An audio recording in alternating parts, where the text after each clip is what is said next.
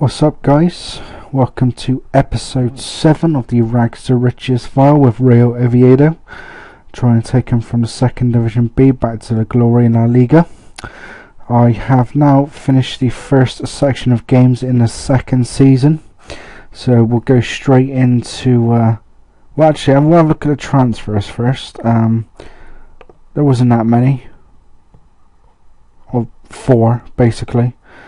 Savas Gensalugo, I can't even say it. Savas Gensalugo, I think is how you say it, and Shokdaran Mustafi both came in on loan from Sampdoria. Turns out Sampdoria is actually my parent club in a affiliated club section. I didn't actually realise that until they sent me some players, well, these 2 players. I also signed Jonathan Regayan and Raul Ruiz on free transfers. They're not overly great, to be honest with you. One problem I had is that I don't actually have many defenders again. Annoyingly, Raul Ruiz I was unable to register, so I haven't got him playing. But if I remember rightly, Mustafi is actually a centre back. Yeah, centre back. So I was happy to get him for obvious reasons. And I've let, as you can see, I've let a load of players go. Majority of them actually being really rubbish youth players. Only one I was annoyed about losing was actually Aitor Sands to Alcacorn. So not much you can really do about that sort of thing. So I actually got quite a budget. Wage budget is 27k per week. Transfer budget is 194. Quite high. I'm quite high on wages anyway, I believe, so I don't think I could bring many players in finance wise. Let's actually check that out because I'm not 100% sure, to be honest with you. Salary, well, actually I'm £3,000 under, which isn't too bad, and 2.1 million, though I'm projected to be at 1.6 at the end of the season. So still, I'm in the grey, in the black, so that's good. So we'll go into the fixtures now, guys. As you can see, it's gone pretty well. Only had the 2 friendlies. Chivas away, who I beat 4-0 thanks to Pepe Diaz double, Sarajevo and Hector Simon. And then I also won 5-1 at Leotad, Manu Busto and Carlos Madeira, and a Pepe Diaz hat-trick. Unfortunately, Hector Simon was injured in this game. Oh, 2 seconds, guys. Just noticed the battery on the laptop is quite low, so I better get plugged in before I carry on. Don't want you guys having a little message pop up while you're watching this to say how much power I got left, because that is slightly annoying. So there we go. First up, the Spanish Cup as usual. I was drawn away to Ferrol in this game, and unfortunately went out on penalties, which was really irritating, because I also believe Ferrol actually non-league club. Manu Busto put me 1-0 up in the 8th minute. Jose Pablo scored with a penalty in the 59th minute. It ended 1-1 after normal time and extra time. In the shootout, Pablo scored again. Jesus, Marcos and Forte scored for them.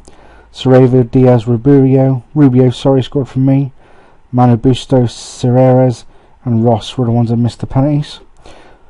I was meant to get to the 3rd round, so obviously going out in the first was quite annoying.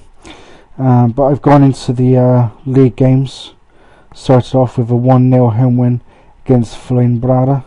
Diego Sarajevo gave me the win in the 75th minute. Possession wise, in my favour, 53-47, and then shots wise was just in my favour, 6-5. I had the 3 on target, they had the 1, but obviously I was the one that made them count. Then lost the first league game of the season at Curuxo. I was really annoyed with this one, to be fair. Pedro Vasquez put them 1-0 up in the 20th minute, and I just couldn't find my way back into it. Possession was in their favour, 55-45. 12 shots to 8 in my favour, but they had more on target, 3-2. But to only have 2 shots on target when you've had 12 shots altogether, that was disappointing. But it is only the second game of the season, so plenty of time to get that sorted and get some goals going, which I did in the next game at newly promoted Lanzarote. I won 5-0. Diego Cerevo put me 1-0 up in the 19th minute with a penalty, made it 2-0 in the 34th, and then a second penalty for him, completed his hat-trick in the 48th minute. Xavi Serres made it 4 in the 65th, and with 15 minutes to go, Diego Cerevo made it 5-0 against Lanzarote, who, weirdly enough, the 16 teams promoted to the second Division B, I think they're only the only newly promoted club that have come into my section, because it seems that most of the time clubs don't stay in the same division, they keep getting switched around, or that's what it seems like anyway.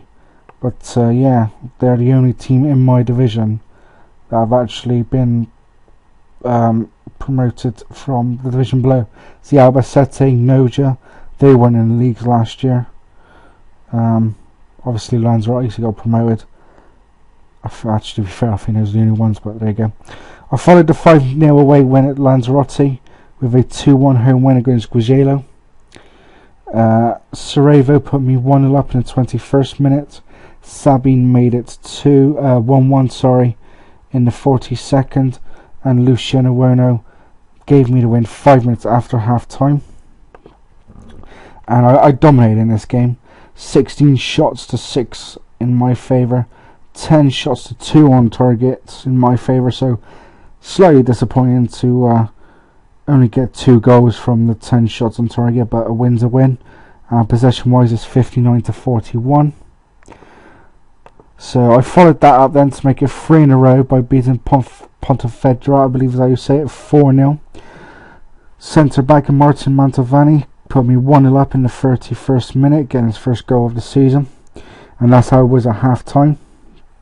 But then Diego Cerevo in the 59th, and then another goal for him in the 69th, and Manu Busto rounded off the scoring in the 90th minute, gave me the 4-0 win. That's made it 3 wins in a row. 18 shots to 6 in my favour, 8 shots on target to 3 in my favour. So on the other hand, in this game, unlike the last one, I got half my shots on target were goals, and possession wise was 56-44 in my favour. Unfortunately, that run came to an end with a 1-0 defeat at Atletico's B team, who were actually top at the time, and a Josito goal in the 72nd minute was the only goal of the game and gave them a 1-0 win. Possession wise was 55-45 in my favour, 11 shots to 7 and 3 shots to 2 on target to them.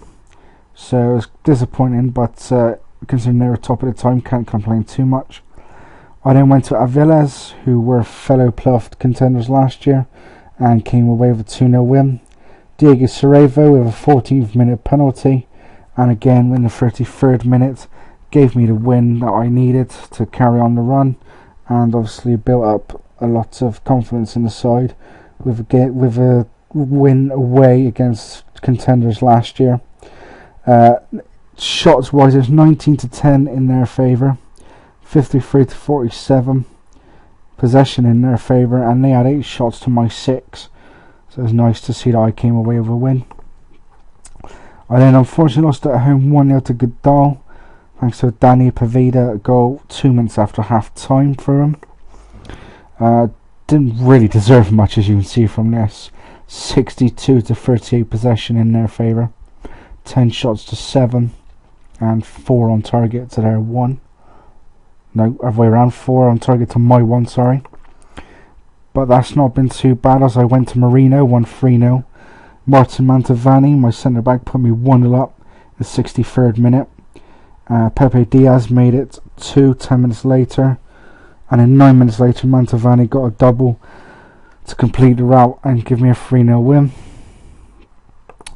It was 18 shots to 6 to me, 7 on target to 1, and possession was 51 to 49 in my favour. So it was quite nice to come away with 3-0 win.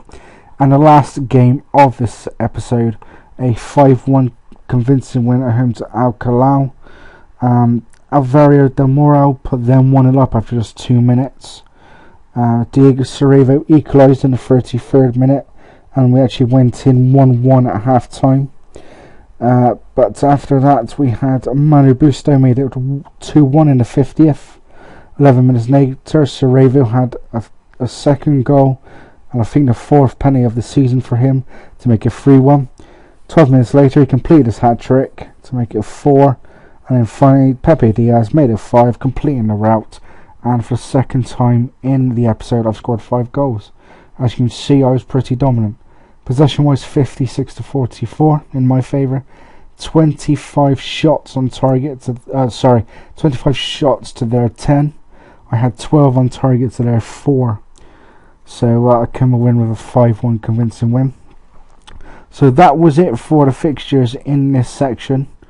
Obviously 3 defeats and 1 in the cup as well. All 3 defeats being 1-0. As you can see, at the moment after 10 games I'm in 3rd position, 1 point behind Albacete, who I believe are the favourites for this league, but it's quite close. You got Albacete on 22, Atletico B on 22, me on 21, Guadalajara on 20, Aviles on 19, Leganes on 18, and Corexo 17. Guadalajara were one of the teams that actually came down. I believe they are actually the favourites for the division. So let's have a look at some stats. Team wise, form is Guadalajara, they've won 5 out of 5. I'm a joint second highest scorer with 22, with Atletico being 1 behind Albacete. I've got the meanest defence in the division with only 5 conceded. Players wise, so we've got average rating, Cerredo 7.81. No surprise to see Cerredo was actually leading goal scorer with 13 already. And assists, actually top 2's mine. Manu Busto on 9, and Caceres is actually joint second with Pedro for 6. So that's not actually that bad. Let's just have a look who his favourites. I think it is actually Guadalajara. I'll just confirm that. Yep, because they obviously came down, it is Guadalajara. I believe Albacete are second. Predicted second, I believe. Wrong one. No, what am I doing? Over here. And a 3rd. Am I second then? Yep, I'm second. So that's actually quite good, because what was it last year? 5th, I believe it was. So again, obviously we're on for hopefully getting into the playoffs, but we've only got 10 games played. So next time I come back, it will be the halfway stage of the season, and it will be including, well, I've got club 1, 2, 3, 4, 5, 6, 7, 8, 9. So the first game after the European break, winter break, against Conquense, will be interesting, considering I go to Guadalajara next in the league. That will be quite a interesting game. So yeah, that's it guys. I've got 9 games until the halfway stage, so leave some likes, leave some comments, subscribe as well to follow the story, and I will see you all next time.